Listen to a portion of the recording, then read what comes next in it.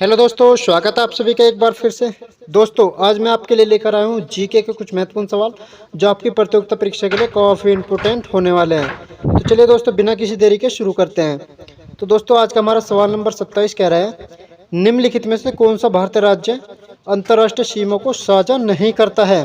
तो दोस्तों, अच्छा सवाल है, बढ़िया, वेरी वेरी इंपॉर्टेंट सवाल है दोस्तों, हाई लेवल का सवाल है। तो दोस्तों, इसका आंसर हो जाएगा आपका जो हरियाणा राज्य है वो अंतर्राष्ट्रीय सीमा को साझा नहीं करता है। ठीक है दोस्तों, कौन सा? हरियाणा राज्य है। तो इसका आंसर हो जाएगा आपका ऑप्शन नंबर 2। ठीक है दोस्तों, तो चलिए सवाल नंबर 28 देखते हैं। तो आपका सवाल नंबर 28 कह रहे हैं, गुरु हेमकुंड साहिब की छत एक उल्टे आकार में है। ठीक है दोस्तों, जो छत है वो कैसी है? एक उल्टे आकार में है। किसकी? गुरु हेम सिंह की। तो दोस्तों, वेरी इंपॉर्टेंट सवाल है भी। तो दोस्तों, इसका आंसर हो जाएगा आपका जो हमारा कमल है दोस्तों, कमल के आकार में गुरु हेम सिंह की छत है। ठीक है दोस्तों, तो इसका आंसर हो जाएगा आपका option number 4। Very very important सवाल है दोस्तों ये भी। तो चलिए दोस्तों, सवाल नंबर 29 देखते हैं। आपका सवाल नंबर 29 कह रहा है, भारतीय संविधान किस प्रकार का है। ठीक है दोस्तों, जो हमारा भारतीय संविधान है वो किस प्रकार का? वेरी वेरी इंपॉर्टेंट सवाल है दोस्तों, और ये भी लगातार पूछा जा चुका है। तो दोस्तों, आपका आंसर हो जाएगा इसमें कठोर और लचीले संयोजन है। ठीक है दोस्तों, किसका है? कठोर और लचीला संयोजन है। बेहतरीन सवाल है दोस्तों अब तक का ये भी, और लगातार कई बार पूछा जा चुका है। ठीक है दोस्तों, तो इसका आंसर हो जाएगा आपका ऑप्शन नंबर 3। तो चलिए सवाल नंबर 30 देखते हैं। आज का हमारा सवाल नंबर 30 कह रहा है, हाल ही समाचार पत्रों में वर्ज मुट्ठी कलागा। ठीक है दोस्तों, कौन सा है? वर्ज मुट्ठी कलागा क्या है? दोस्तों, सबसे इंपॉर्टेंट सवाल है, सबसे ज़्यादा इंपॉर्टेंट, और हाल ही फिलहाल में दोस्तों पूछा भी जा चुका है। और इसका आंसर हो जाएगा दोस्तों, काफ़ी बेहतरीन सवाल है। तो ये वो एक प्रकार का क्या है दोस्तों? मार्शल आर्ट है। ठीक है दोस्तों, क्या है? जो मार्शल आर्ट है, एक प्रकार का मार्शल आर्ट है। तो दोस्तों, आपको इस सवाल को वेरी इंपॉर्टेंट लगाना है, क्योंकि ये सवाल ऐसा है जो परीक्षा में जरूर पूछा जाता है। ठीक है दोस्तों, तो आपको इस सवाल पर वेरी वेरी इंपॉर्टेंट लगाना है। तो इसका आंसर हो जाएगा आपका ऑप्शन नंबर 1। तो आज का हमारा सवाल नंबर 31 कह रहा है, दूसरी बौद्ध संगति किस शासन के दौरान हुई थी। ठीक है दोस्तों, किसके शासनकाल के दौरान हुई? तो दोस्तों, ये भी अच्छा सवाल है। इसका आंसर हो जाएगा आपका दोस्तों काला अशोक के दौरान। ठीक है दोस्तों, किसके शासनकाल में? जो हम काला अशोक है, इसके शासनकाल में दूसरी बौद्ध संगति हुई। ठीक है दोस्तों, तो अब आपको करना क्या है दोस्तों, जो बौद्ध संगति की जितनी भी सभाएं हुई हैं उन्हें आपको एक नज़र में देख लेना है। ठीक है दोस्तों, क्योंकि बौद्ध धर्म से ज़्यादा सवाल पूछे जाते हैं। तो इसका आंसर हो जाएगा आपका ऑप्शन नंबर 4। चलिए सवाल नंबर 32 देखते हैं। आपका सवाल नंबर 32 कह रहा है, इंडिया विंस फ्रीडम नामक पुस्तक किसने लिखी? ठीक है दोस्तों, कौन सी पुस्तक है? तो सबसे पहले तो आपको पता होना चाहिए दोस्तों, कौन सा? India wins freedom. दोस्तों, अच्छी पुस्तक है, और ये पूछ रहे किसके द्वारा लिखी गई है। तो दोस्तों, ये लिखी गई है हमारे जो मौलाना आज़ाद है, इनके द्वारा ये पुस्तक लिखी गई है। ठीक है दोस्तों, किसके द्वारा? मौलाना आज़ाद के द्वारा इंडिया विंस फ्रीडम पुस्तक लिखी गई है। तो आपका आंसर हो जाएगा इसमें ऑप्शन नंबर 2। ठीक है दोस्तों, कौन सा हो जाएगा? 2। तो चलिए दोस्तों, सवाल नंबर 33 देखते हैं। आपका सवाल नंबर 33 कह रहा है, दिव्यांगजनों का महाकुंभ पहली बार कहाँ आयोजित है। ठीक है दोस्तों, तो सबसे पहले तो आपको पता होना चाहिए कौन सी बार है दोस्तों। तो सबसे पहले पता होना चाहिए कब ये है दोस्तों हमारा पहली बार। ठीक है दोस्तों, कब है? पहली बार हुआ है दिव्यांगजनों का महाकुंभ। तो दोस्तों, ये कहाँ पर हुआ है? जो हमारा वाराणसी है, यहाँ पर ये आयोजन हुआ है। ठीक है दोस्तों, कैसा है? महाकुंभ है। तो इसका आयोजन हुआ है दोस्तों कहाँ पर? वाराणसी के अंदर हुआ है। तो इसका आंसर हो जाएगा आपका ऑप्शन नंबर 2। तो चलिए सवाल नंबर 34 देखते हैं। आज का हमारा सवाल नंबर 34 कह रहा है, किस राज्य में सबसे अधिक प्रतिशत युवा आबादी है। ठीक है दोस्तों, क्या कह रहा है? युवा की आबादी है सबसे अधिक। ज़्यादातर दोस्तों जो आंसर देंगे वे देंगे आपको उत्तर प्रदेश। ठीक है दोस्तों, कौन सा देंगे? उत्तर प्रदेश। लेकिन उत्तर प्रदेश इसका बिल्कुल गलत आंसर है। ठीक है दोस्तों, तो इसका आंसर हो जाएगा आपका कौन सा? जो हमारा बिहार है, बिहार में सबसे ज़्यादा युवा पाए जाते हैं। तो दोस्तों, इसका आंसर हो जाएगा आपको ऑप्शन नंबर 3, बिहार में। तो चलिए सवाल नंबर 35 देखते हैं। आपका सवाल नंबर 35 कह रहा है, भारत के राष्ट्रपति के चुनाव से संबंधित विवादों का निर्णय किसके द्वारा लिया जाता है। ठीक है दोस्तों, किसके द्वारा? जो भारत का राष्ट्रपति के चुनाव है उनका निर्णय किसके द्वारा लिया जाता है। ठीक है दोस्तों, काफ़ी अच्छा सवाल है भी। तो ये लिया जाता है दोस्तों किसके? भारत, जो ये हमारा भारत के सर्वोच्च न्यायालय दोस्तों, इसके द्वारा निर्णय लिया जाता है। ठीक है दोस्तों, किसके द्वारा? जो भारत का सर्वोच्च न्यायालय है, ये निर्णय इसके द्वारा लिया जाता है। तो दोस्तों, इसका आंसर हो जाएगा आपको ऑप्शन नंबर 2। तो चलिए सवाल नंबर 36 देखते हैं। आपका सवाल नंबर 36 कह रहा है किस वर्ष मुंबई में प्रार्थना समाज की स्थापना हुई थी। ठीक है दोस्तों, किसकी, जो हमारा प्रार्थना समाज है इसकी स्थापना कब हुई थी।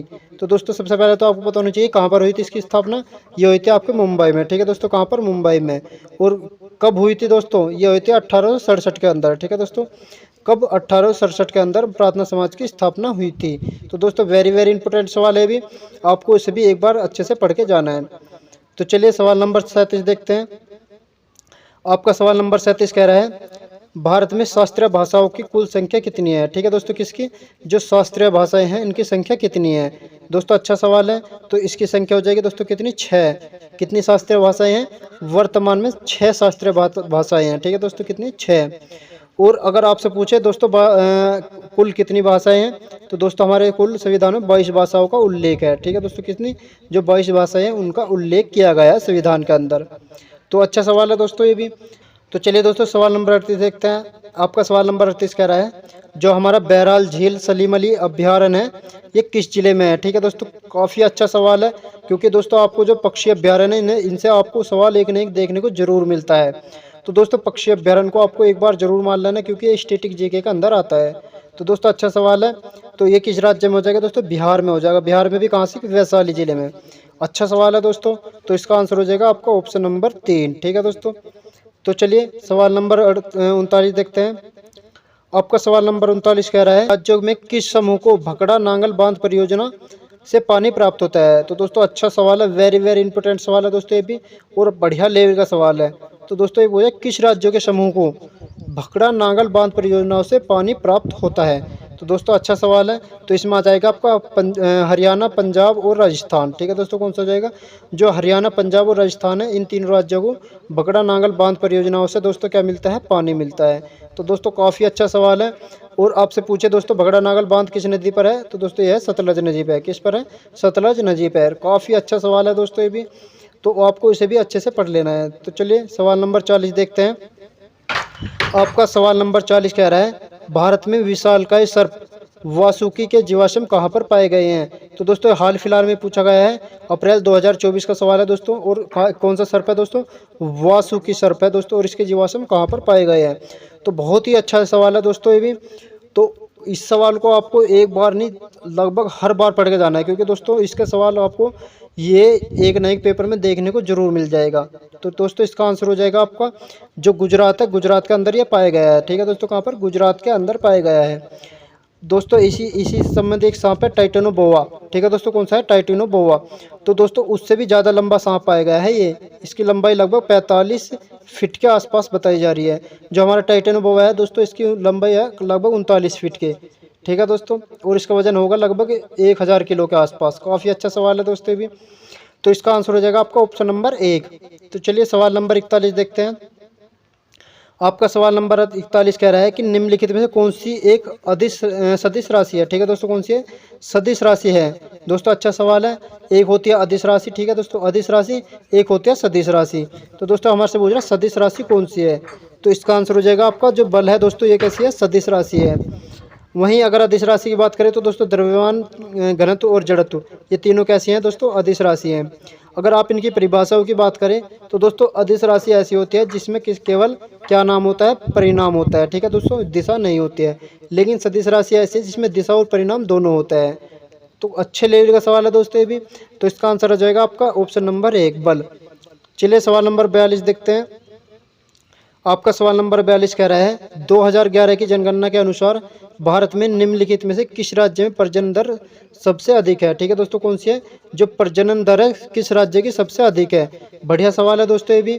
तो इसका आंसर हो जाएगा दोस्तों कौन सा, आपका बिहार। ठीक है दोस्तों, कौन सा हो जाएगा, जो हमारा बिहार राज्य है इस राज्य की प्रजनन दर सबसे अधिक है।